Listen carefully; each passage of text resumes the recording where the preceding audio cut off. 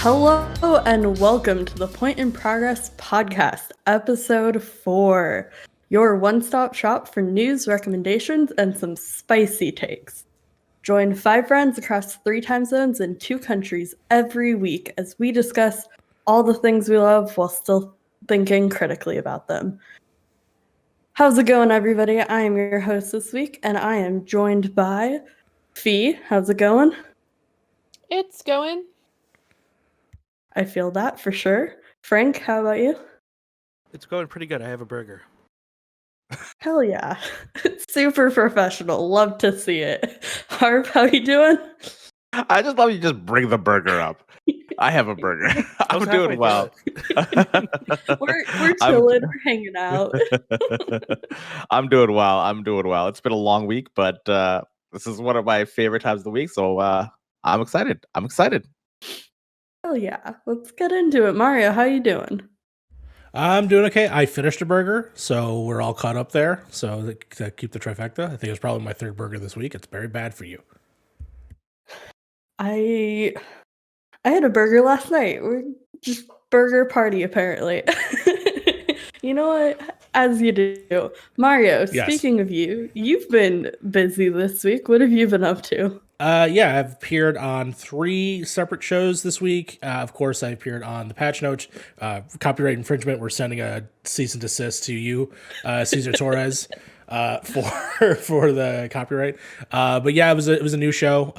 Very much brought in a bunch of people. We just talked about the month's news, and then of course I was also on Around the Monitor, which basically was a lot like telling the news, but the chat room in Twitch actually voted on who gave the best take.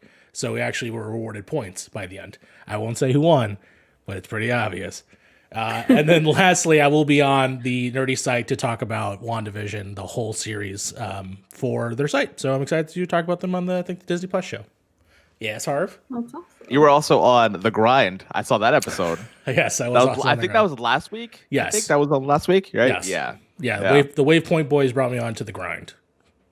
So Love to see it. That was Keep fun. them busy doing all the shows. That's right. All right, so let's jump into what we've been playing this week. On the topic of WandaVision, I watched through all of that.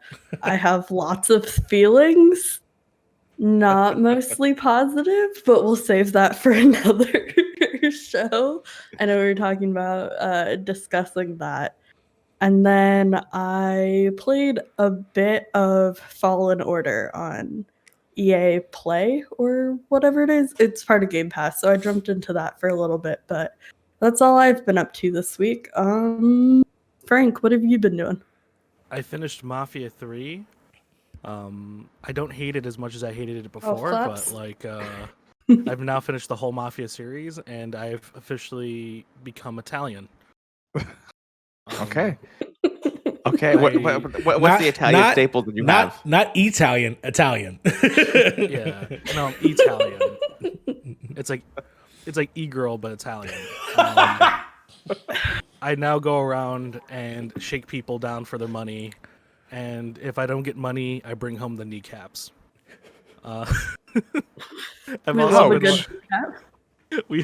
Me and Fee also barreled through Jujutsu Kaisen. I think we're only like 3 episodes away from the full, being fully caught up. So yeah, Jujutsu Kaisen's really good.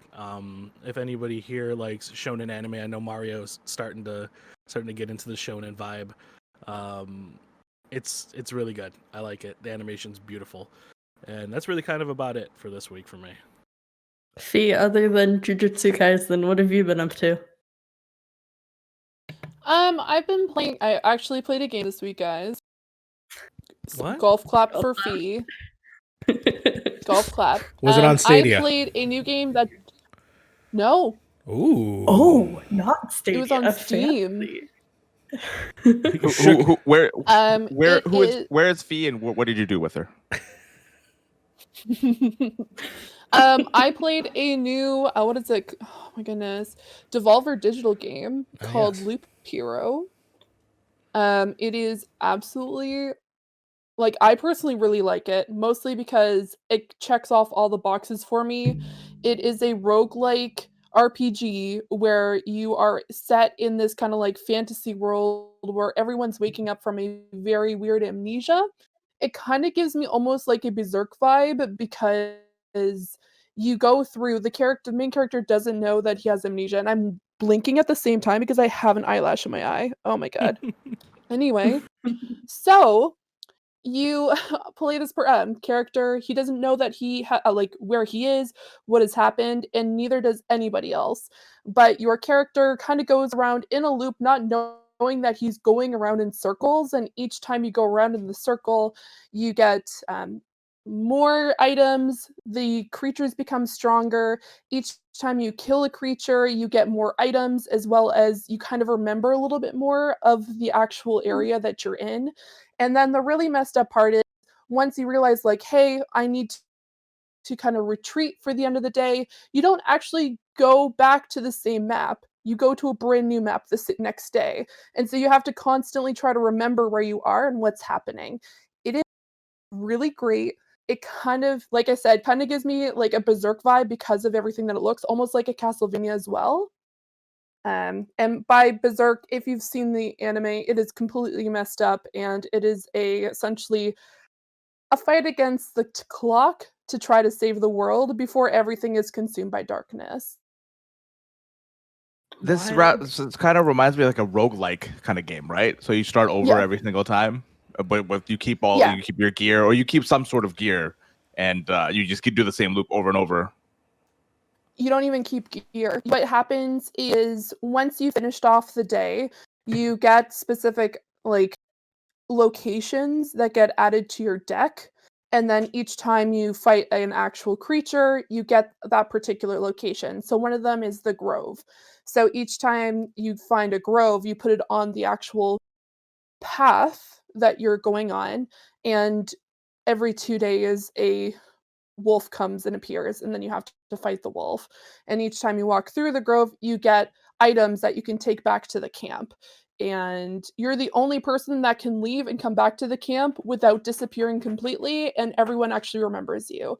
Because people have apparently been disappearing out of the camp where they'll see the item, they'll see their luggage and their tents and everything, but they won't actually remember that person. So they know that they're forgetting these people that were in their camp or in their town or whatever that might be. We don't know at this point because everything past what you can see is complete darkness. This looks like a cool game. I might actually give this one a try. This Looks like a really cool would game. be very much your type of game. Because I like roguelikes aren't my thing, but Hades was like one of my favorite games of last year. So Yeah. yeah. Also, you don't move the character. You automatically move the circle. So you have to pause to be able to add anything. Interesting. Yeah. No, I'm excited. That sounds fun. Nice. Mario, what have you been playing this week? I've been playing a lot of the same stuff, like Persona and stuff like that. So I actually wanted to talk a little about something different. Frank randomly came over and gave me a record player, like a giant one. Right, yeah. Yeah, it was like a massive one. Nice. It was it's a record player. So it's a Crosby record player that's both a record player up top where it opens up and it has like the container, you put the record in, but then also underneath it is also a CD player. And then on the side of it is also a tape player. So it literally is an all-in-one and a radio. Really nice, really awesome. We plugged it in on my kitchen table and we immediately tested out this album, which of course I will whip out, of course, and showing on the camera. On camera, for the listeners, I'm showing my Batman 1989 vinyl, which basically is just the soundtrack from Danny Elfman, and it is a beauty. It is a cover featuring, of course, the bat plane. I forgot what the name of the the name of the actual vehicle was. But yeah, I got to listen to that, and then of course he surprised me, and he actually gave me another record. And this little guy, this little sweet little boy, and I've been listening to it every night. I'm listening to he gave me the La La Land soundtrack, which of course I'm showing also on camera. And yeah, I've been listening to every night because, hey, if you have a record player, why not have a jazz record? So it's a perfect jazz record. Everybody needs a jazz record. Yeah. So I'm very, very much appreciative of Frank. And of course, a day later, broke.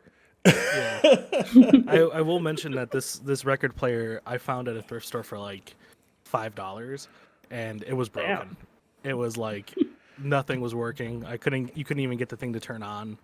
The record player wasn't working, and then I went in there. I just kind of refurbished it. So there's some parts that are probably still 5 years old at that point. Sure. Like the needle. So yeah, it needs a little bit of work, but it's Yeah. definitely a really cool thing to have. And I think that the only problem is the needle, so I will probably replace that. In the meantime, I did, before I even brought it over, because I was in the idea of, starting to collect records, I bought a Vicarola suitcase one, so I have 2 record players technically. So I haven't been without a record player. And I also have made my next purchase, of course, is the Black Parade. I bought the album cover that looks like fantastical and looks awesome, so I'm excited to listen to that on vinyl. Hell yeah. Yeah. Love to see it. That sounds like fun. My parents had a record player growing up, just like a relic of past times, and it's always fun to have around. I definitely miss it for sure. Yeah, I've reached the old man age to want to collect old things. So That's fair. So, Harv, tell me about Sekiro. How'd that go? First thing I want to say, La La Land, great soundtrack. All right, that's I want to start with that. Yeah, so I finally got my sub 1 hour in Sekiro. Took 4 weeks. Golf claps. There you go. 4 weeks. I got top 40 in the world, so I'm happy. That's it. I can put that game. I can put that game away for a while, but man, it started to get to me after a while. It started to get to me after a while. 4 weeks of grinding straight, and I told myself that was the last day that I was gonna do it. So I ended up getting on the last day, so it's kind of nice. So that's done. But now I've been playing Neo 2, the complete edition on PC. It came out, I think, like a month ago. I want to say a little bit less than a month ago on PC. Just jumping back into that world again, it's just so much fun. I've had just all the memories of playing Neo 2 on the PS4 are all coming back, and starting with like new weapons and stuff like that, and it running at a constant 60 FPS is so nice. Weirdly, they didn't do any of the cutscenes in 60 FPS. They're still in 30, so it's a little jarring when you get into cutscenes, which I think is kind of lazy, but the game running at a full 60 FPS the entire time is just beautiful. It's beautiful. And the game just looks better on PC as well. So I'm hoping to finish that this month, hopefully. Nice. Glad to see you get to change things up a little bit and get a break from... The funny thing is, I've already played this game before, but I'm going back to it. It's still, different experiences, moving on with life. Yeah. I mean, FPS boost is always a great way to kind of revitalize a game that you've played before. Especially with like Persona. Like when we played Persona 4 Golden, it looks so different on PC than it does on a Vita or even a PS2. Not even the FPS boost plus the graphical fidelity goes up as well if you play it on PC. So you can you have sliders and all that kind of stuff. On PS4 you don't get any of that, right? At least on PC you get the sliders of like you want high quality, very high, and stuff like that. So it's really nice to play that game because that game is beautiful. You finally realize how beautiful it is when you play it on PC. Yeah, it just needs a little extra love. Yeah. All right. Well, you certainly do love to see it. I think that's all we have for the checkpoint this week. So, Frank, I'll throw it over to you for the patch notes. Hello, everyone. How's everybody doing? I hope you're ready for some news this week. So, our first article this week comes from Kotaku. This is a report, so keep in mind, take it with a grain of salt. Everything here might or might not be factual, but it is a report nonetheless. New Nintendo Switch with 4K output, OLED screen will release before Christmas by Luke Plunkett. And again, this comes from Kotaku. So guys, earlier this week, reports came out that Nintendo is working with Samsung on a 720p 7-inch OLED version of the Switch.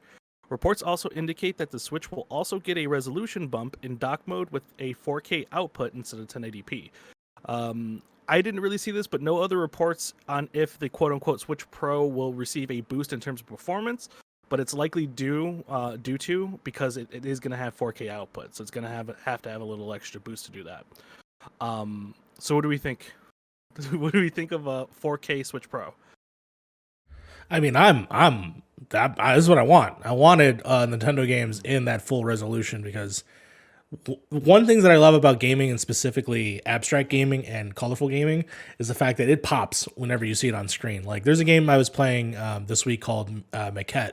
It looks gorgeous at 4K, and to have some games like Nintendo games specifically to be in that resolution and have the HDR possibilities as well, I'm ecstatic. I'm over the moon for it.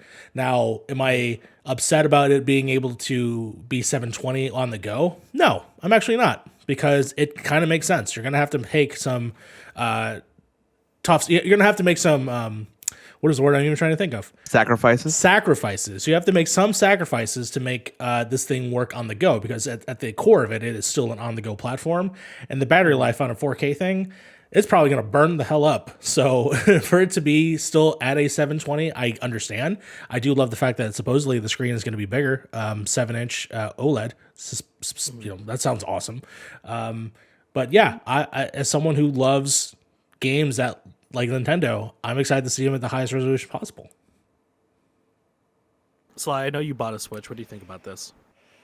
I mean, yeah, I managed to find a used Switch Lite for pretty cheap, so I little bit of an impulse bought it, but I'm very excited that will hopefully come on Monday. So, yeah, I mean, I think it's great that technology is improving.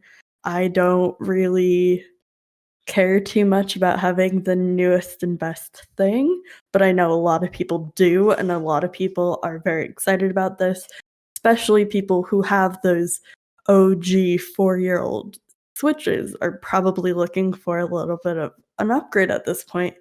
And yeah, 720p on the go is kind of iffy. Like, I know a lot of people were looking forward to 1080p at least. But, if you want to take it on the go, there has to be some sacrifices. And if you look at battery life versus resolution, it really depends on what your priority is, right? Yeah. So. I do have something to say about the 720p thing, but we're going to go over to Harv here, because I know Harv had something to say about this as well. I couldn't care about 4K. Yes, that's one of the things. I just could not care about 4K. Friends, Harv. I'm okay with 1080p as long as your game runs at 60 FPS. I'm happy. Okay, that's the main thing.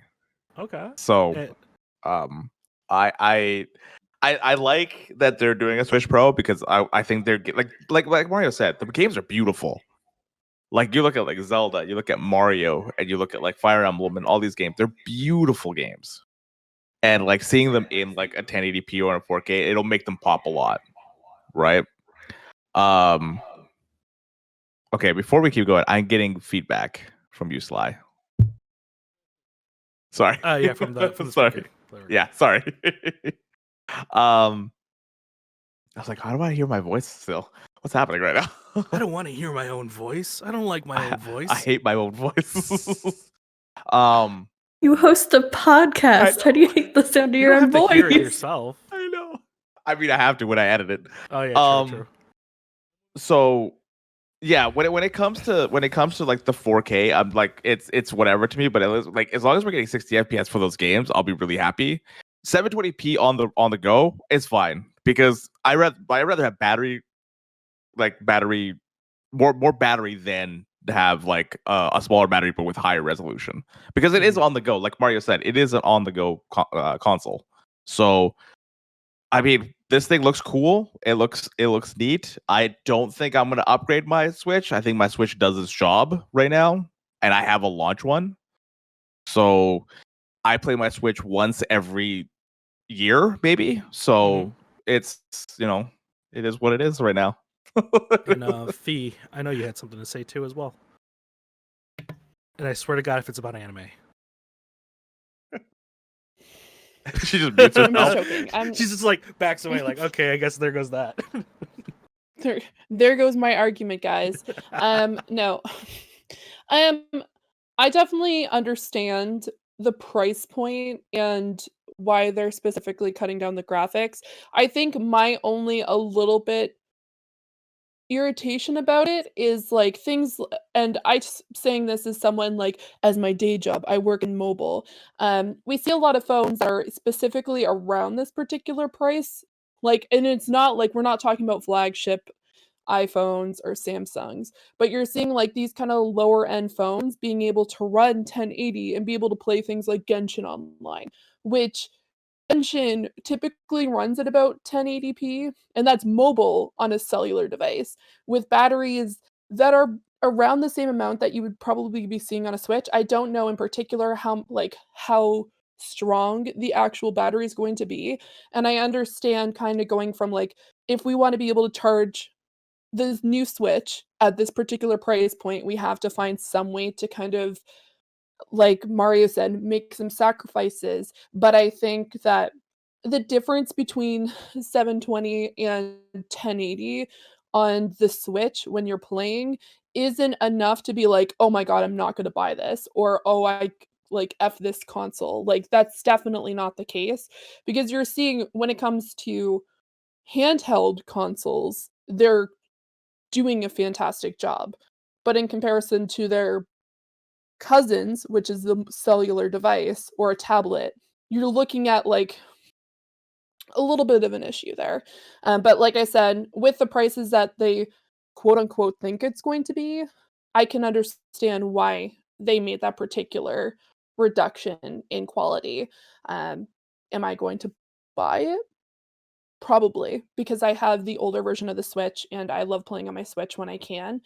And the accessibility to be able to move around and, like, not have to stay in one spot definitely feeds my I only have a 3-second attention span. So being able to move around my apartment or be able to do something while playing a game definitely piques my interest. But like I said, I'm trying to be as understanding and realistic as I can be with this, but I'm a little bit bummed. But if they're expecting 4K on a mobile device, like on a handheld device, we're probably looking at a few years down the line. Mhm. Just saying. If you want it to be at that price point, you're going to be looking at a few years down the line. Got it. Either it's going to be 4K or like a faux 4K kind of type thing when Like it's going to be in checkerboard. handheld. Yeah, Oh. checkerboarded kind of type thing, like the Yeah. PS4 Pros and stuff did. Like upscaled. Yeah. So on the resolution topic, because I thought it was pretty interesting about what Nintendo's doing here. So the OLED screen at 720p should look pretty crispy. I say this because me and Mario have used a PS Vita in the past, and the current Switch resolution right now. I also had a Vita. What is this slander? Sly also has a Vita as well, so you probably already know that those OG Vita screens were very crispy with games. They looked amazing. Those Vitas were running at 920 by 520p. So those are 520p displays. The Switch's current display output right now is 1280 by 720. So a OLED screen at 1280 by 720 will be very, very, very crispy in comparison to like what it's currently running right now. Mainly because you're just going to get a lot of more colors. You're going to get a lot more pixels on the screen in terms of like, in terms of brightness. You know what I mean? It's going to be a brighter, more livelier screen itself. You're not getting more pixels. I misspoke there, but I saw Fee's hand go up. Go ahead. Okay. This might just be me being very picky, Mhm. but when I think of crispy, I think of like pixelated, like specifically like this looks like it could do better. But then Yes. there's crisp, which is like creme de la creme, looks fantastic. Like I'm specifically like just making hand gestures to be silly, but I I get what you mean, and I've Mhm. personally owned a Vita as well, and I enjoyed it. And what you're talking about, the older version of the Vita, like, yeah, it looked crisp Mhm. at the time that it was released. But if you like, we're sitting in 2021, like, those particular graphics that you were looking at with the older Vitas, yeah, they looked great at that particular time, but I think there's definitely an area where they could have boosted it a little bit. You know what Yeah. I mean? It was And I see Harv's hands up. Oh, sorry. Go ahead, Harv. Oh, I was gonna ask. So the Vita started with OLED, but then it switched, right? That's what it was. LCD. Yes. Yeah, because of how expensive it was. To As have the an price OLED screen. as the price gone down, yeah. Yeah. Yeah. So I think it dropped it at an additional $50 for the LCD version, and it was slimmer too as well. And the battery life was more. I had both. Okay. Very nice systems. Yeah, because everybody was like raving about the OLED, right? Because it looks so much nicer than the LCD screen for it, right? Yeah, there's a very noticeable difference in between them, and that comes from, I believe, and keep in mind, I'm not a TV guy or anything like that, but I believe it comes from just how much lighting you can do within a OLED panel, and how the colors kind of can shift a little bit more. With an OLED screen, I don't know if this is confirmed or not, but I would imagine that they're looking to add some kind of HDR to it as well. Especially if you're gonna have an OLED screen, you might as well have high dynamic range for some of your like undocked stuff and everything like that. The only thing I don't see working properly is the 4K stuff. Nintendo's games are notorious for not having any anti-aliasing, and you can see it even in like the new Pokemon Arceus trailer. The grass looks very jagged. Character models look very jagged. It's very noticeable in 720p. It's a little bit less noticeable in 1080p, but I think it'll be a lot more noticeable in 4K. Have you guys noticed that in like any of the Nintendo? Keep in mind, this is just for Nintendo specific games. I was gonna say, well, and I'm hoping I'm giving Nintendo the benefit of the doubt, even though I really shouldn't. They always find a way to backtrack and screw me. But in the same way where a lot of games today are getting those up-reses or those packs, hopefully, at the very least, they could do that, especially if they're going to run the same Switch games as before. So the games that do have those jagged edges, hopefully they get smoothed out with a patch that comes with the new game. So let's just say Breath of the Wild, right? A game that's been out for 4 years. Everyone, some people like the grass, some people don't like the grass. I like the grass. I think of a funny Twitter thing that we're going to do later. But yes, I think it'd be really interesting to see if they apply some texture packs to all their old titles and give them new life, and makes me want to play them again. So also, I'm hoping this also then changes their philosophy when making games so that you don't have those issues like you said. So I think that with working with new resolutions, they hopefully have to be cognizant of what that's going to look like for their future, especially if there's going to be an FPS raise as well. We don't really know. I mean, I assume it's still going to be at 30. But hey, if I get to play Breath of the Wild 2 and 60, that'd be really great. Mm-hmm. And that actually brings me up to the next topic I have on here too. Will a bump in resolution matter in a climate where companies are finally starting to realize that refresh rates for video games are very important? I know Harv was talking about 4K not really mattering to him. What do you guys think? I say it does, but yeah, I mean, I think companies are still doing. I think companies are still doing resolution over refresh rate now. I think it's only on the PC side we see it more when it comes to refresh rate. But I think if you go into like the PS5 or the Xbox Series X and stuff, they're still touting 4K on top of everything. My box has 8K, like 4K. Sir. Yeah, my box says 8K. That thing does. There 8K. you go. That's an 8K system right there. Yes, his lotion does 8K. So that's. I love Pete's facial expressions. For the audio listeners, Frank has a lotion bottle sitting in front of the PS5. Yes. Yes, we'll talk about it later, but that is the reason why my elbows are not ashy. All right. But like the first thing that always comes up with these new consoles is that they're 4K. The 60 FPS is like 3 things down the list or 4 things down the list. Mm-hmm. So like I still don't think companies are still doing the refresh rate. But when you look at PC, I guess PC is a little bit different. It's a different kind of climate compared to the PS4 or PS5 and the Xbox Series X. So I don't completely agree with that they're doing more refresh rate and because resolutions. I feel like because that's a bigger number, right? Somebody's gonna come into it and be like, oh, this is a 60 FPS game, but this is a 4K game. Yeah, let's think it's 4K.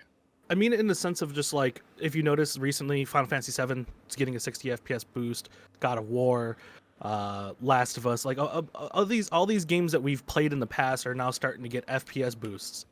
Given they're getting up-resed into 4K, but a lot of people are noticing that wow, this game looks a lot different, or plays a lot different, or is just crazy different because it's smooth. It's running at 60. It's not. There's no hitches or anything like that. Seeing somebody that like sees a game at 30 FPS and then sees a game at 60 FPS, just seeing the shock in their eyes, just like wow, this is what this game could run like. I never knew that games could run this well, and hopefully, Nintendo does what they need to do this. If they start selling these up-reses for like $20 a pop, because I could see them doing that. It's Nintendo. And making it super limited. Like you can only get this up-res until March. Like, wait, what? Well, hopefully we see, improvements in technology, and hopefully, we get those super buttery smooth frame rates. But until then, Frank, you want to hit us with the second article? Yeah.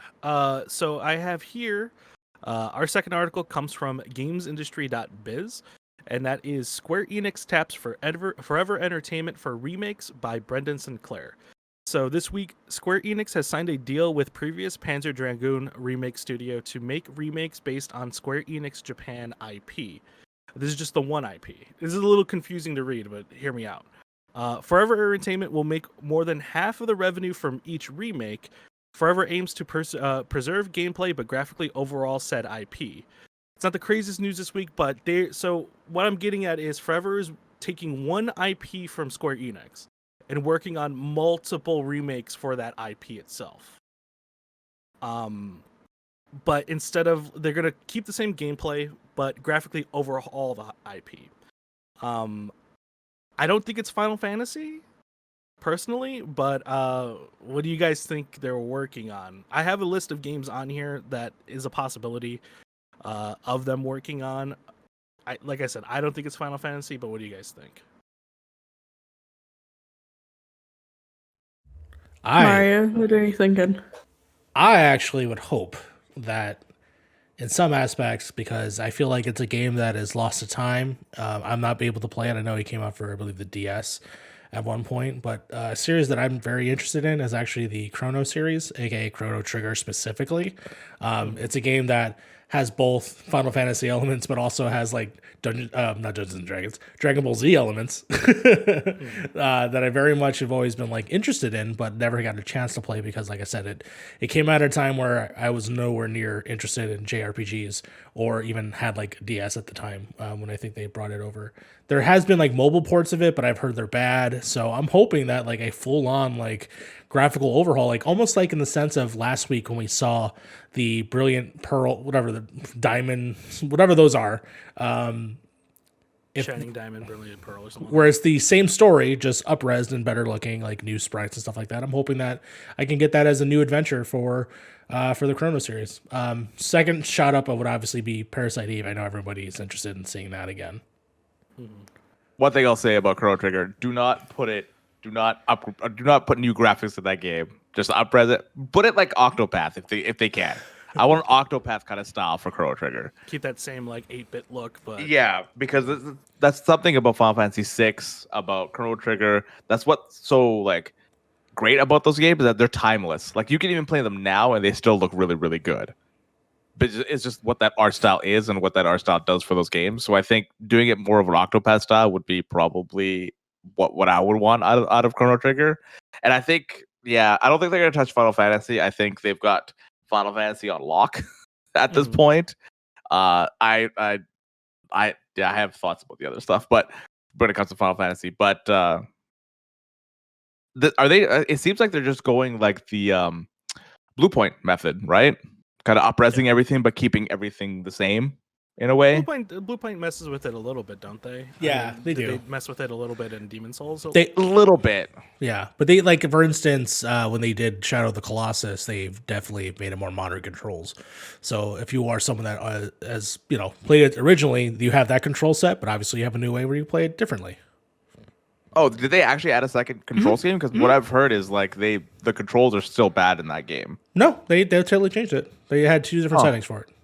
Okay. Yeah, I mean That the makes me a original little bit controls more were happy. bad. Yeah, Yeah. Because like for Demon Souls, it's they put some quality of life things inside the game, but the gameplay itself is still exactly the same. There's really no difference in there. It's just they put some quality of life stuff that a lot of new Souls games kind of have, or some Souls games should have that they still haven't put into the games yet. So, like, yeah, I would say I would go with Chrono Trigger, not Chrono Cross. Chrono Cross is not a great game in my opinion. I played it for a while. It was not that great, but I might get flack for that. I'm sorry. Wow, just get us canceled again. Every week we gotta have a spicy take of a series, and someone's just gonna hate us for it. There's that one, the one Chrono Cross fan that's out there is really gonna hit our email pretty hard on that one. It's always me. yeah, because you have the hottest of hot takes. Because you're so spiced up because of Demon Souls that like everything else just pales in comparison. God, Yes, it's the first time I've talked about Demon Souls since the first episode, I think, or even one of our practice episodes. yeah, it was a practice episode. The only other, sorry, go ahead. Go ahead. No, the only other one I was Mario. going to say was Dragon Guard, only because that has some ties to Nier Automata. Is that correct? I believe so. Yes. Okay, that's it. That's all I want to say.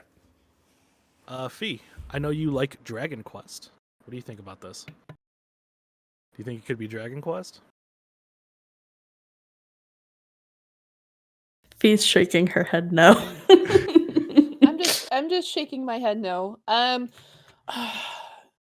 Man. That is a very good question.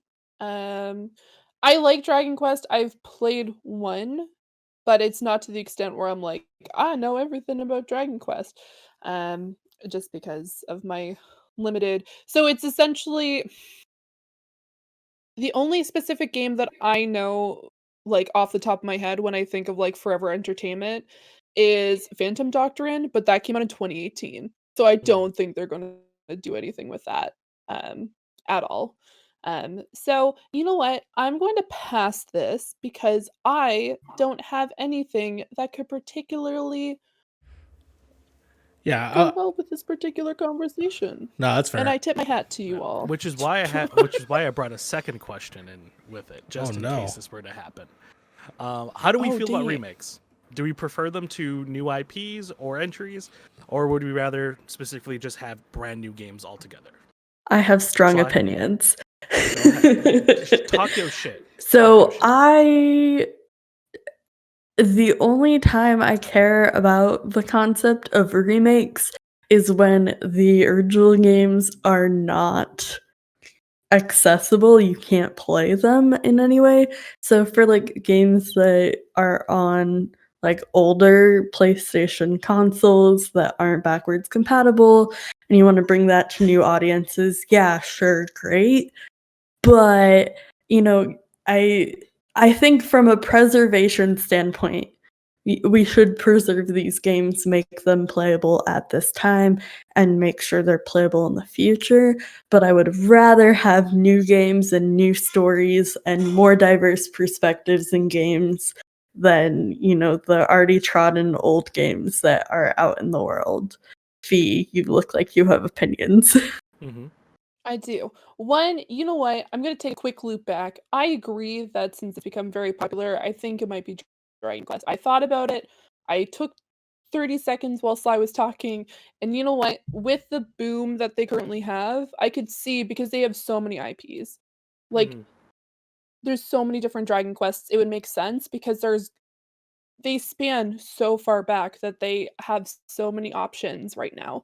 And going to what Sly said, if I could specifically get a playable Resident Evil 4, I would be so happy because Resident Evil 4 is probably one of my favorite games, but good golly, can I not actually control my character because of the way that the camera moves, and it makes me sick. Like, not like, oh, like I'm really like I'm upset about it. No, it physically I get motion sick trying to play that game even when I was on the Wii.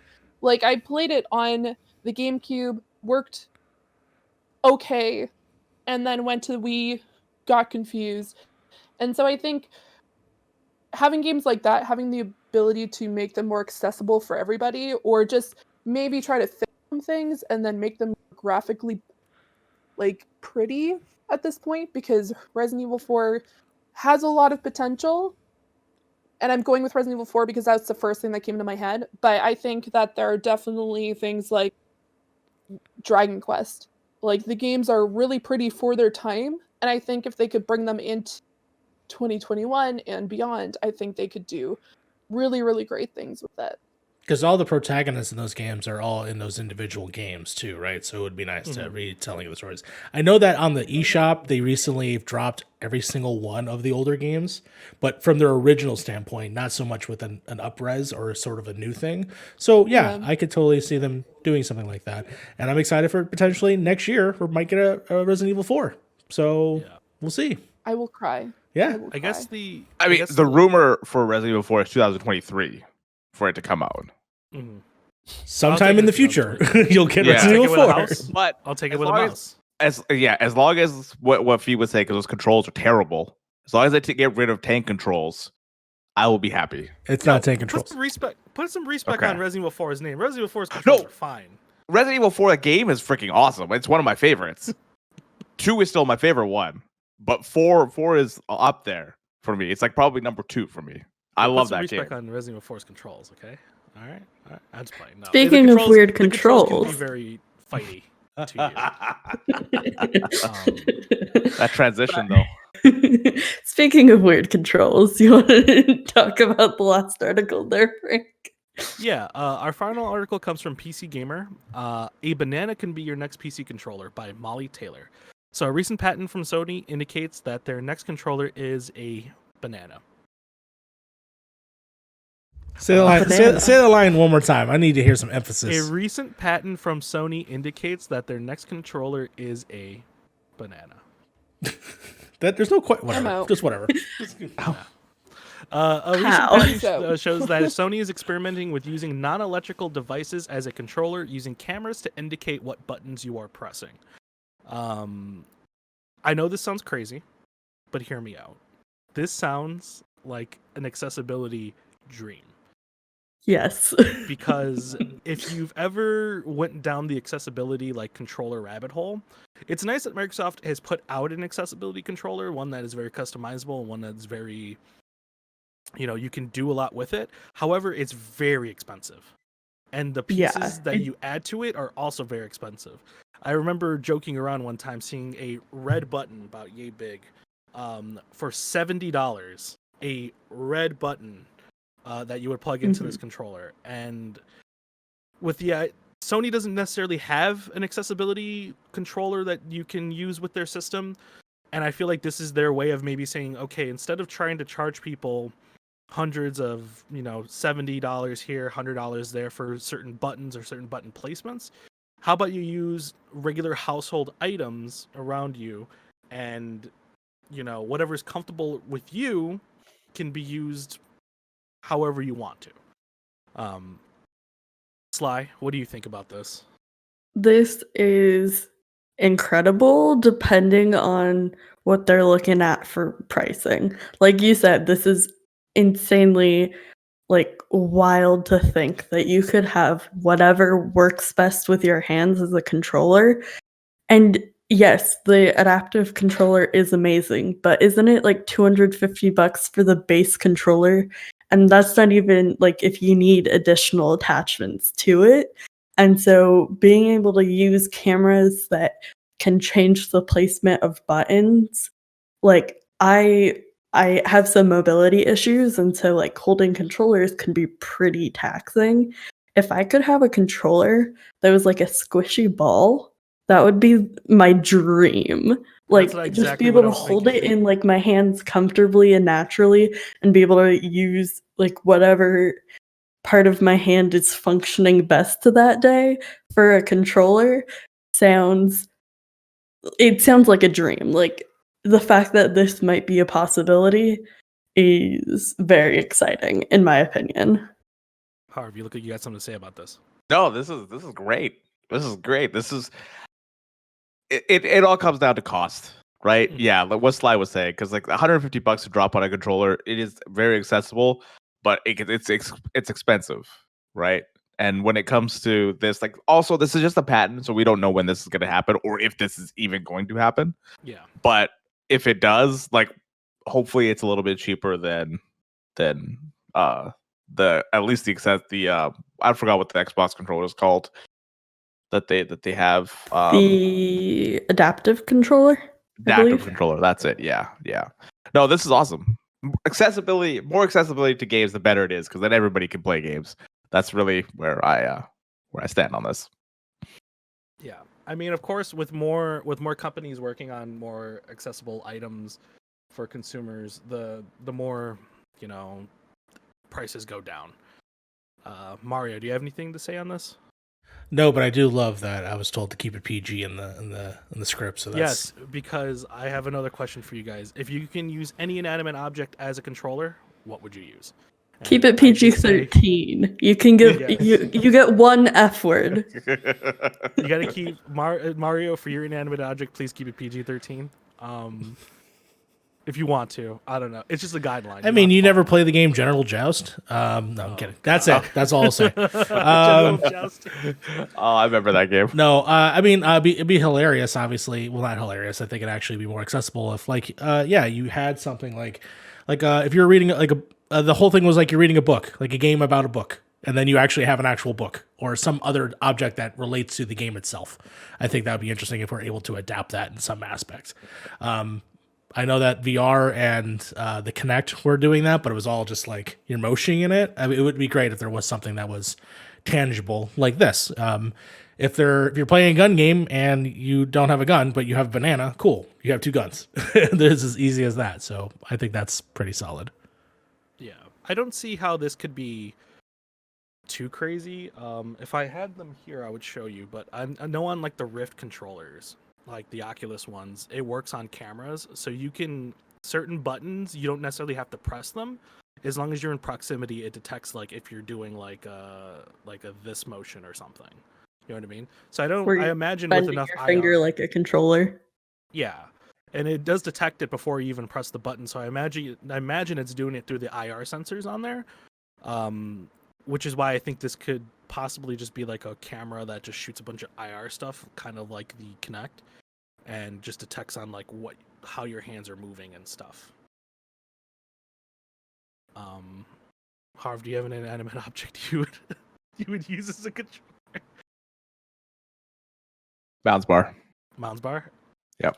That would make for... I love that you brought up the mounds You just bar. had For the audio listeners, he whipped out a Mounds bar out of nowhere. Yeah, this man had it ready. So Sly sent me almond joys and Mounds bars to me because I don't remember when I said this, that I've never had these before, apparently, when I was drunk. And so I want a controller that it's shaped as a Mounds bar. It was during your drunk stream you did a couple weeks ago. We were talking about candy or whatever, and Hells mentioned almond joys, and you said, like, what the fuck is an almond joy? And I was so shocked because we had previously had a conversation, all of us, about like what candies are in Canada and the US and what the differences are. And I was like, how did this not come up in our conversation? So I had to send you some. And now I all the almond joys are gone. Now we're down to the Mounds bars. Mm-hmm. Now we need to send everybody Smarties. That's what we need to do. Wait, Smarties isn't like the chalky? No. Fuck. No. Okay, I was about to say, No. I will send those back. No. I'll send those back, but I'll send them all broken. There'll be a dust. Just fucking Smarties dust. Don't send No. dust. No, don't do that. No, guys. Yeah, no. I'll have the ATF. What is this colorful anthrax that you're sending across the border? Why when did anthrax not be white anymore? Why is it pink? All of a sudden? why is it colorful? Who died the anthrax? Now that we've sufficiently derailed this conversation, I think that's all we have for the patch notes this week. Yeah, So, not a crazy news week, but that's know all how it right. is. That's all right. Let's throw it over. Fee, you want to do the pitch this week? Why, yes. as I am here. Are you? You are. Are here? you? Are you? Are- Are you really here? I froze for a think second, he's so I was the just waiting it ghost, out. y'all. Oh, okay. There you go. I was just waiting it out.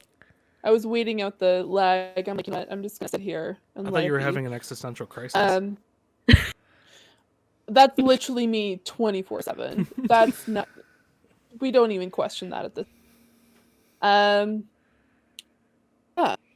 So, pitch is from Aubrey Crocker. Thank you for sending off this pitch to us, host of Queer Tea and Poetry podcast at Queer Tea Poetry on Instagram. All right. If you're into post-apocalyptic stories.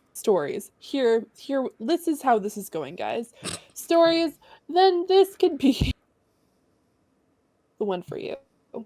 The story is told from a third-person point of view where you follow many characters through rundown cities and overgrown landscapes, maneuvering your way through the puzzles and of zombie-like creatures called clickers. The plot, however, is centered around a father-daughter relationship that grows into something worth fighting for. But how far will you go for it? The second game focuses on the theme of revenge in a world where so much humanity has already been taken. You get to play as multiple characters and see how their storylines intersect in the worst ways. The voice acting and motion capture technology immerses the player, and it almost feels like you're watching a movie. I absolutely love the character development, the depth of the world, and the reality of the themes of grief, love, and revenge. Also, it's all gay. That's why I would recommend people play The Last of Us Part 1 and Part 2. I love the way that was like delivered because you could not know what series that was until you got to the clickers, and I loved how that went down. I was like, what is this? This reminds me of Last of Us Part 1 and 2. What is this? And then I read at the very bottom it said I recommend playing Last of Us.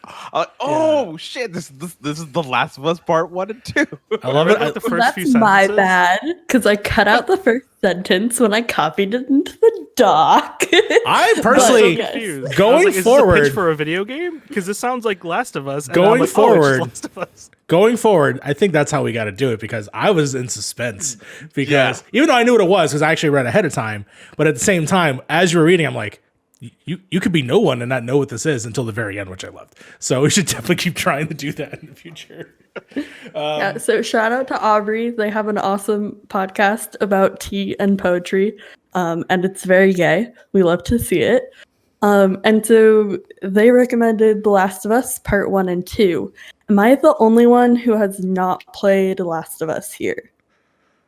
Yes. Fee has not? Fee. You played the first one, haven't you? I played a small portion of it, yes. Oh, okay. I thought you at least played the first one. Got it. Not completely through. I had it spoiled for me. Oh, well, that's great. Okay. Yeah, fuck the spoilers. I'm gonna send you 20 copies of The Last of Us Part 1 and 2 through Amazon. 20? 20.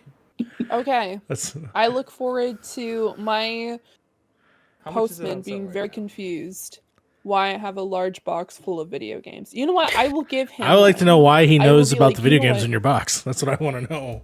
Well, how does he know I what's don't going know on? because it's probably gonna rattle around. It'd probably sound like some like discs moving around or like things moving around. Put I'd some. just be like, "Hey, do you want something out of this box?" And you'd be like, "Excuse me, miss," and I'll be like, "Don't worry about it." He would be And like, I'd "I'm take married. out Leave me my knife. alone." You want something I take out my knife and then I Oh, cut it Mario. open and then give him The Last of Us Part 1 and Part 2 because obviously I need to make it suspenseful, just like this pitch. Jesus Wow, that took a Christ. weird turn. Wow.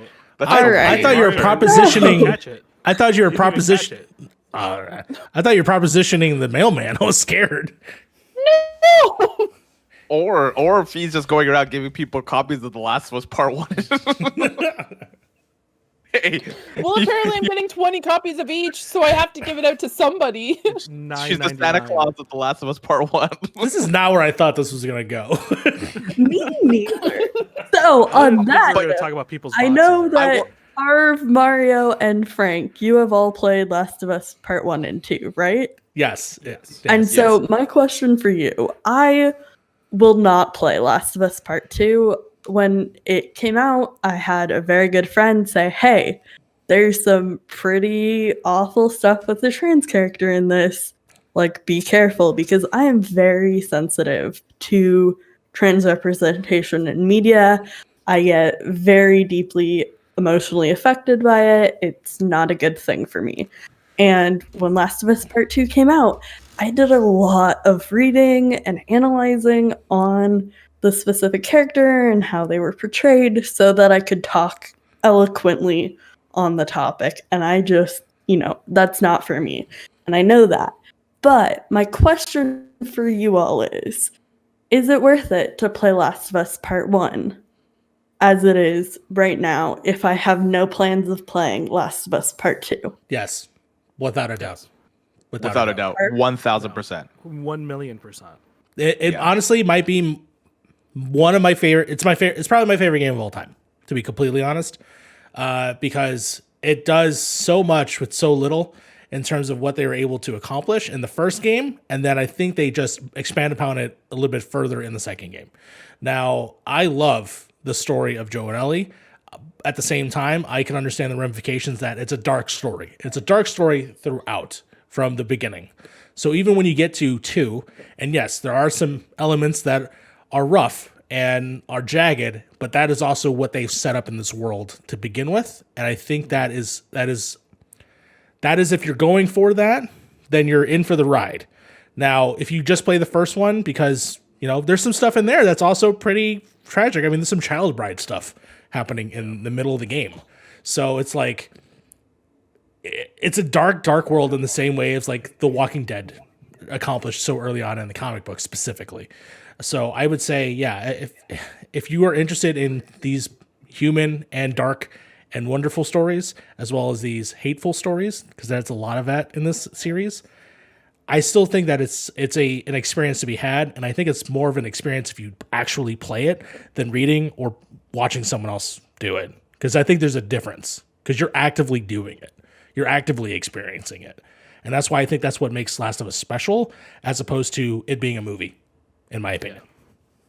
I just to piggyback off of what Mario's saying here too, it's a very gritty, unapologetic world in the series. Things will be said between characters that like will not fly today or any other day.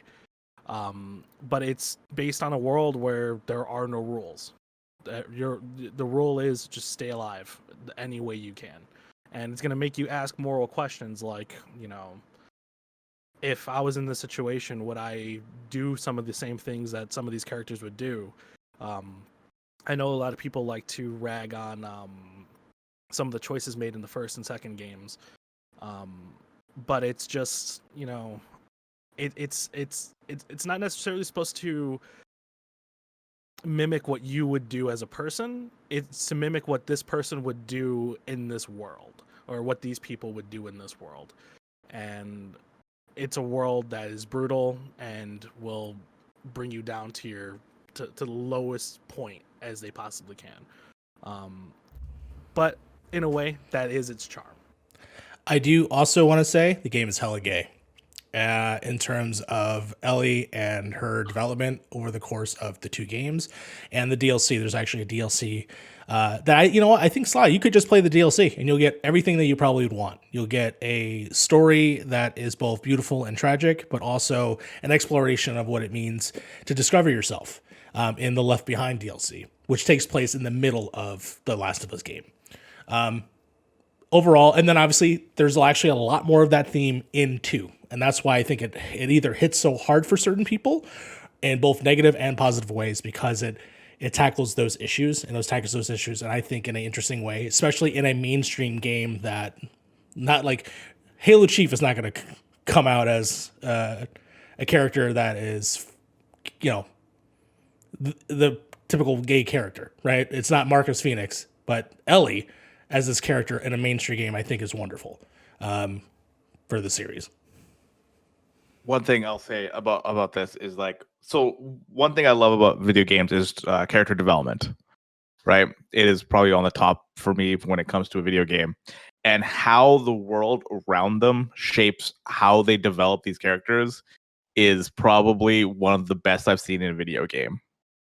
Just like the conversations they have, the world, how the world has affected them, and how they perceive the world, and how everything is just, everybody is it's a very dark take on everybody's personality and stuff like that. So, but there is that kind of levity, right? You get those kind of those moments of levity when the two of them are together, and there's just them. That's it, right? Once you get through probably about halfway through the game, you start seeing these two really care about each other, and they really want to be together, and they have this father-daughter relationship, and that's what makes this game so beautiful. Is you can have these dark moments, you can see that these people are jaded, but you have those little moments underneath this, little cracks in the skin of saying oh, these people are actually they're good people.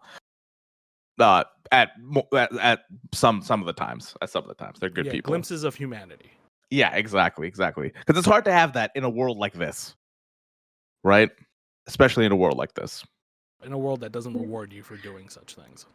I think my biggest disappointment with that world, because there is so many amazing, from what I've heard, of amazing moments of character development in this gritty, dark world. There's a way to write trans characters in a dark, gritty, horrifying, villains of humanity type story that doesn't traumatize your audience. And I just, if they handled that specific character a little bit better, I think I would really love the story. And so I've been thinking about it. I honestly love the first one way more than the second one. I think the first one is still, in my opinion, a better story. It's a better game. Well, I don't know if it's a better game, because 2 really took 1 and just ran with it. With every single kind of mechanic, I am constantly looking in drawers for some reason. I am just 90% of that game is looking in drawers and trying to find tape. That is what that game is. Yeah, but it has some weird, quirky gameplay elements. Yeah. But I think if you're gonna play The Last of Us, part 1 is just, you need to play part. I feel like everybody needs to at least play part 1. At least play part 1. If part 1, or even just the Left Behind DLC to see if you're even willing to go for the ride, because the Left Behind DLC is actually short, but at the same time, it's the same experience as you would get out of the bigger game, told in a compact story that I think you can digest, which of course is Ellie and her first friend. So I have Last of Us Part 1 because of the PlayStation collection thing. So I think I might check out the first game. Fee, would you have any interest in trying to return to the story at all? Absolutely. I would be down to play it again. Like I said, I didn't finish it because I played it probably for 3-4 hours. And then I'm going to say that it was spoiled to me because I jumped on my friend's stream at the wrong time. That was the only problem. I jumped in, I didn't know what was happening. I said hi, and then I said I was lurking, and then I figured out that it was the end of the game. And I'm like, oh, gotcha. This kind of sucks. But so I don't want to put the blame on a particular person because they didn't do it maliciously by any means. And just randomly spoil it because they wanted to do it. So I'd definitely be down because I know, as far as I know, there's different endings. Or am I incorrect on saying that? No, it's all the same ending. No. Yeah. Okay. Okay, it's all the same ending. But at the same point, the it's second game, if it's the second game that you got spoiled on, the game is told out of order sometimes. So things that happen in the future might happen. it was the first one. It was the first one? Oh, I mean, yeah. I mean, yeah. The thing about these still don't games, mind. the thing about these games is there's no player agency in these games. Zero player agency. This Okay. game, anything that you see in this game is all done by the writers. So you don't have choices. There are no choices at all. Like when it comes to main story beats, you're just playing through the game to experience the story, and that's it. Yeah, it's a roller coaster. That makes sense.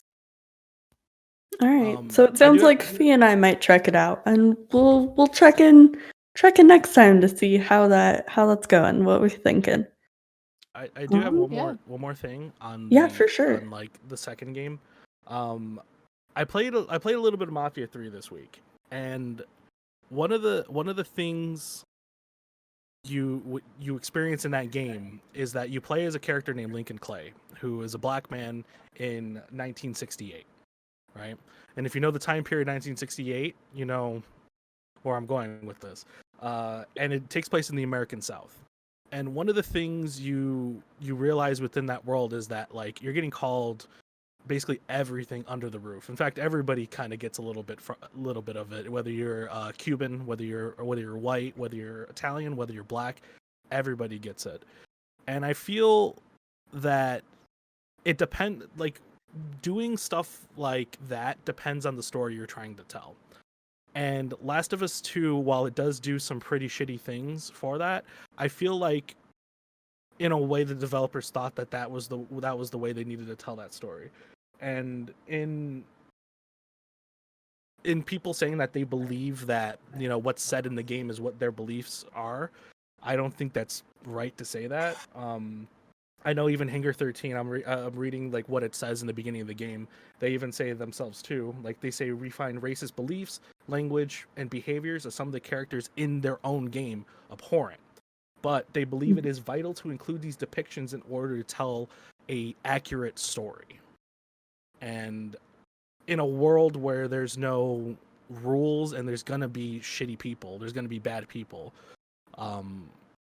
it's clear that that's more in the sense of like these people don't care as much as we do, or I think they don't care about the rules or anything like that. And I feel like in a way it's vital to they at least Naughty Dog thought it was vital to tell the story that way in that regard. I think there are ways to do that appropriately and do that well.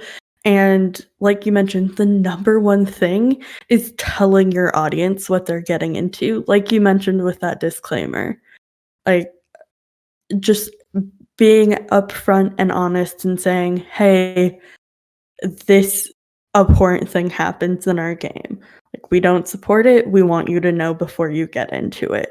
So your audience knows what to expect and they're not taken aback by something that could be deeply harmful to them while playing through your game.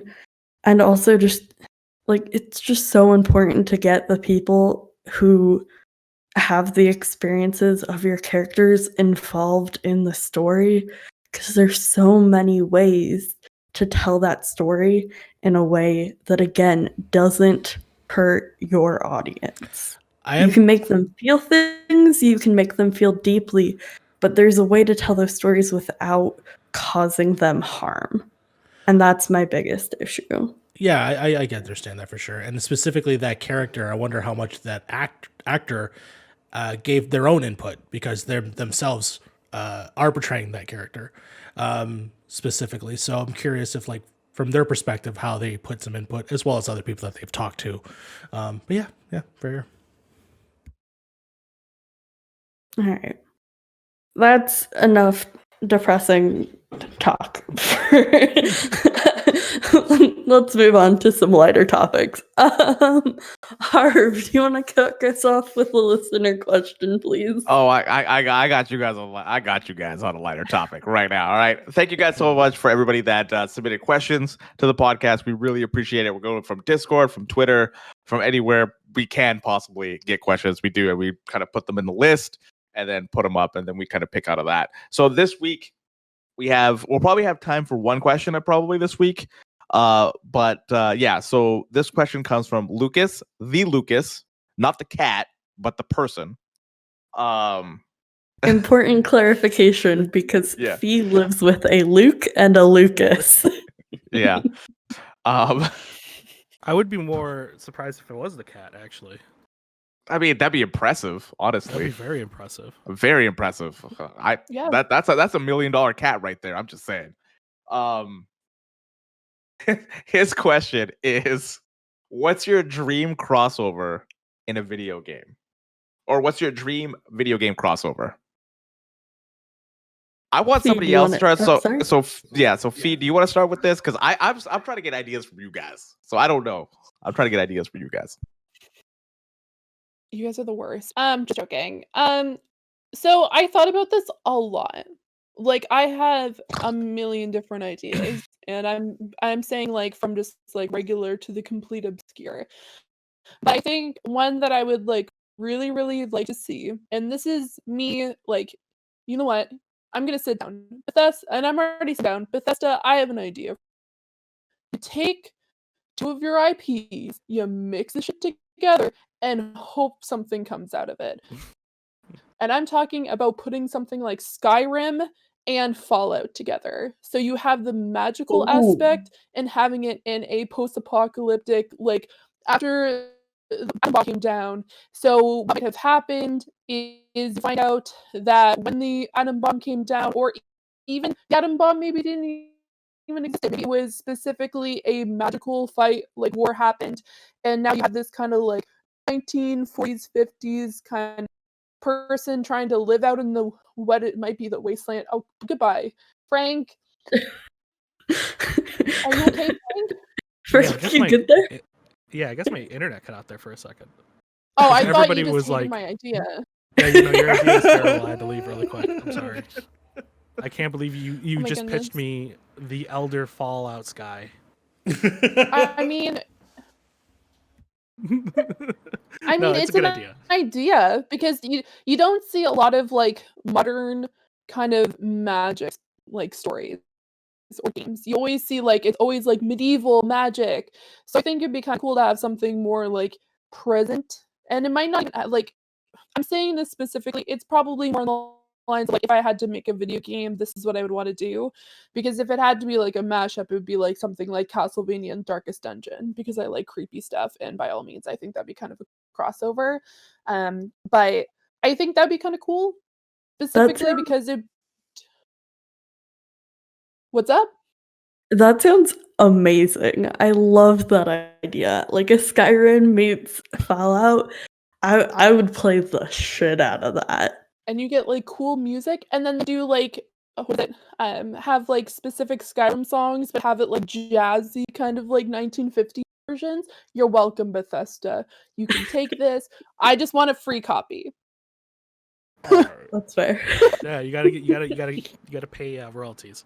Man, got imagine one. the bugs though in that. You Exactly. know, look at the bugs in Fallout. Look at the bugs in Elder Scrolls. Put those together. Oh my god! I'm like, imagine You know the what? bugs. Just put it. I find like what is it? Oh god, Elder Scrolls Online works. So why don't like Elder Scrolls Online mixed in because it worked actually really well. Mhm. But compared to the that game Throw also everything in game also came out years ago, and when it released, I don't think it was in its state that it is right now. Put some sugar, spice, and Okay, everything nice. in Harv, a this is my bottle. dream crossover, not I'm sorry. this I'm is how sorry. it's supposed to work. My dream Sugar, crossover, spice, it works everything nice. properly, okay? A little bit of chemical. And for people who are not for the people who are wondering what the hell's happening, all my eyelashes decided to just enter my eye socket, and so it hurts really badly at the moment. So I'm gonna put myself on not camera at the moment while I deal with this. Take care of yourself. Good luck. Bye! I have a pitch. I have a pitch for you. All right, Frank, what you got? All right. So imagine, I'm gonna lay this out for you, right? It's a plane, right? Like a grassy plane, right? You see the camera, it's zooming in, right? It's slow creep. You see these bushes, big bushes every now and again. These bushes are moving. You know, there's creatures in the bushes, right?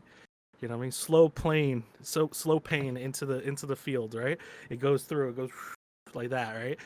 Gets up to a town, right? You see the town. It goes through the town, and at the end of the town, a Pokemon Center, right? And you're like, oh shit, it's a fucking Pokemon game. What? But a man comes out. And who's that man? For the audio listeners, he's grabbing what?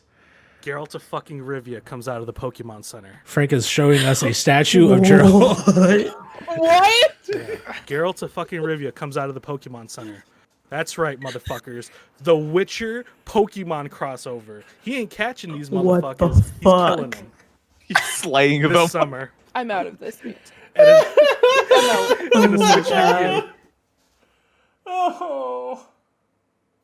That was a trip and a half, and I'm kind of here for it. Like, I don't want to murder Pokemon, but like, I'm kind of here for that. Monster Hunter Pokemon. No, sorry, not Monster the Witcher Pokemon. I don't know. I thought Monster Hunter for a second. That Griffin looks like the Griffin statue looks like a Monster Hunter thing. Wow. Can't even keep your own pit straight. Wow, Frank, what's going on? But I also there? want Metal Gear Splinter Cell. Like fuck Pokemon Witcher. I want Metal Gear Splinter Cell. It's a good one. It's a good one. All right.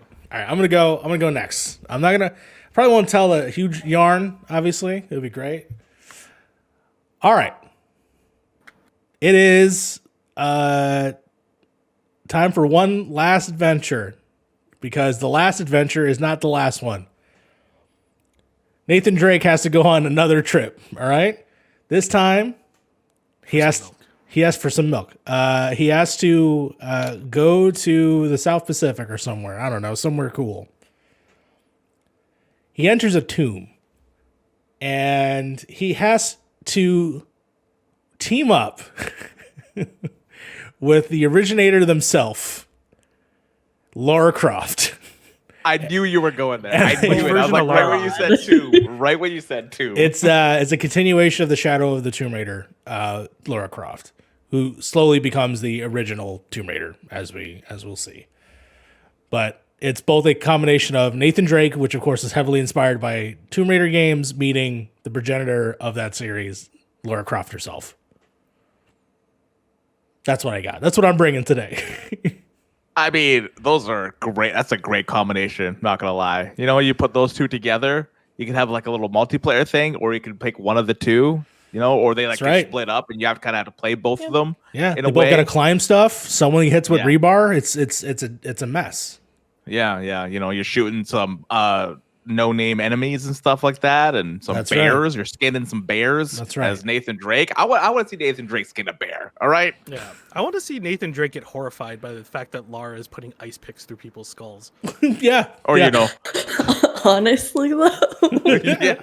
Or Just like, you know, all right, Lara, we're shooting people, and then Lara just comes out, just whack, right into someone's skull, and Nathan's just like, "Yo, what the fuck?" I shoot them with bullets normally. I don't do I that. usually punch them. What is this? what is this world? The two. And then you got Lara Croft going through like puzzles and stuff, and she gets impaled by like 70 spikes. You know, when Nathan Drake sees that, he's like, I want to get the fuck out of this world. Bro, How there's do I real get death out? in this world. Yeah. My backup, of course, was Nathan Drake meets Indiana Jones, but I thought Tomb Raider was better. I would play the fuck out of a Nathan Drake Lara Croft game. That sounds incredible. What a team up. I mean, like, just like the energy between the two banner? of them would be incredible. I'm here for it. Absolutely. All right, Sly, what do we got? What you Harv, got? what do you got? No, you're going first. I'm going What last. I got. I'm going last. Oh God. Okay. So I'm conflicted because I really wanted to mash up something with Gone Home because I love that game so much. It's like the game that made me fall in love with walking sims, and like what that genre can do with storytelling is just, so fun. But I think what I would really want out of a video game is, hear me out, Spider-Man meets Tell Me Why. And here's why. You cannot look at Peter Parker and not tell me that character would be so cool as a trans guy. Like, trans Peter Parker is my dream, and I am so here for it. And I want Peter Parker going off to some like random small town where weird shit is happening and has to figure out what the fuck is going on. That just like it would be like my life goal to have a game where it's just like little trans Peter Parker go into some random city where weird shit is going on, like rural area, magic, weird, super powered something, and has to like solve a mystery of this small town. Does that not sound amazing? Am I the only one who would be super hyped for this? I Probably. think they've already done this comic. I actually looked it up to see if they've already done this comic. I haven't. I looked up trans Spider-Man and got some fan art. It's my favorite. I love trans Spider. I think a trans superhero game would be interesting. I'm actually very curious of like how they could approach that. Yeah. All right. So mine. I have two. You have two? One is pretty boring though. One is like it's I'm on my shit for this one. I'm taking Monster Hunter, but with Souls kind of gameplay. Like I want that kind of gameplay instead of what Monster Hunter is. And I love Monster Hunter gameplay, but like being a little bit more methodical, being a little bit more like puzzle-esque, where you have to like destroy like the tail and stuff like that, and actually like go around the big monster. The other one is Monster Hunter and Pokemon, where the Pokemon are really, really big, and you have to take them down and kill them, or not kill them. I guess make them faint, as they say in Pokemon. But like break pieces off them so you can make armor off of them. I love it. Frank, it sounds like he's roaching on your intellectual property. You might want to get on that. Yeah, no, Witcher Pokemon is mine, okay? No, you can have Witcher Pokemon. That's fine. Have you guys Monster Hunter? You take the pieces of the enemy and you craft armor out of it and weapons out of them. So you could have like I was gonna say a Charmander weapon, but oh no, I want a Charmander tail sword that shoots fire. A fucking Pikachu helmet. Yeah. Charmander fire sword. Minus 100% electricity. A Cubone helmet. Yeah, there you go. See, a Cubone helmet. The Haunter. Just a fucking skull of a mother on your head. Oh my god. That was there's a mission in my game where you have to go kill a Cubone mom and take its head to give to another Cubone. I just like the Monster Hunter gameplay, and I like the gameplay loop of Monster Hunter, and I feel like with Pokemon, if you have like really, really big Pokemon, you can like kind of like methodically take it down and shit like that. So that's kind of where I'm at with that. All right. So our video game crossovers, we got Skyrim meets Fallout. We got Witcher meets Pokemon. We got Mario. What did you say for yours? Tomb Raider meets Dude Raider. Nathan Drake. Yeah. Tomb Raider meets Nathan Drake. Incredible. I just want Tell Me Why meets Spider-Man. And Harv's going for fucking Monster Hunter meets Pokemon. I would play. Make it happen. I would play the Uncharted and the Tomb Raider for sure, and I would wait on the Elder Scrolls and Fallout till all the bugs are fixed. Which is never. That's valid. Just mod it. Make it happen, people. Game, Harv. In my dream, there are no bugs. Yes, that is quite the dream. That is the quote. That is the quote for the podcast. In my dreams, there are no bugs. Thank you again to Lucas for this amazing question. The man, not the cat. The man, not the cat. Sure.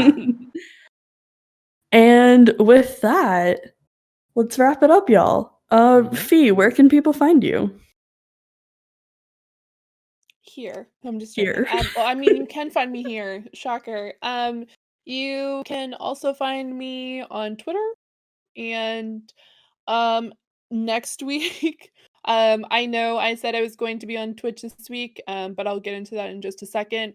But you can find me on both at Twitch and Twitter.com/ oh my god, twitter.com/Zoranix, which is under here. And then you can also find me at Twitch.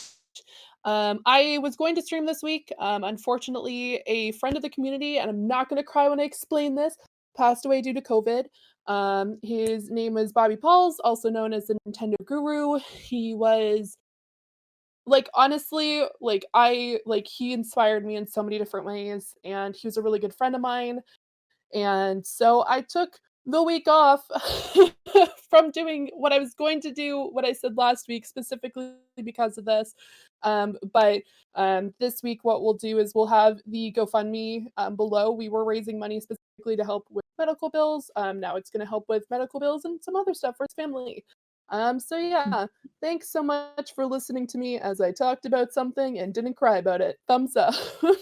Proud of you. I would have cried if I had to talk about it. So, that's where we're at.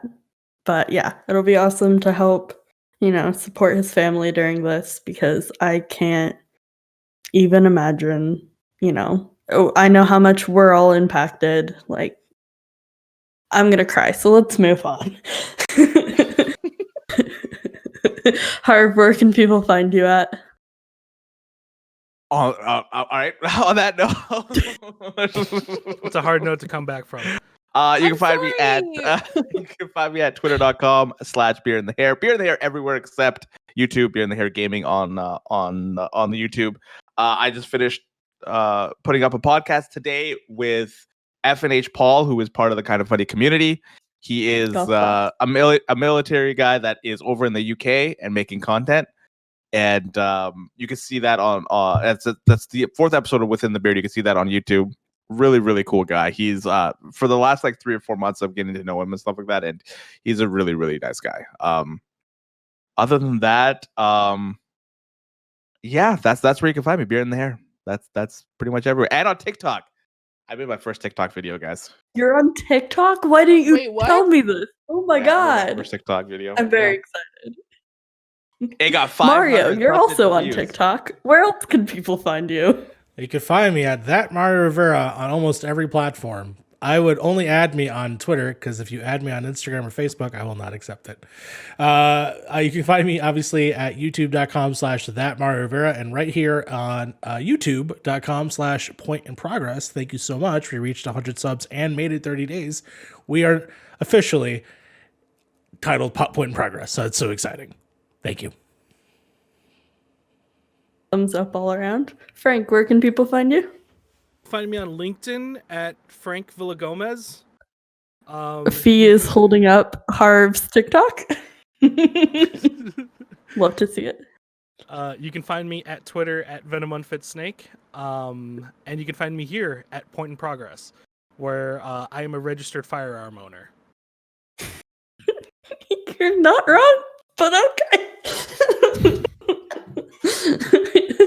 You can find me all over the internet at SlyCloneMC.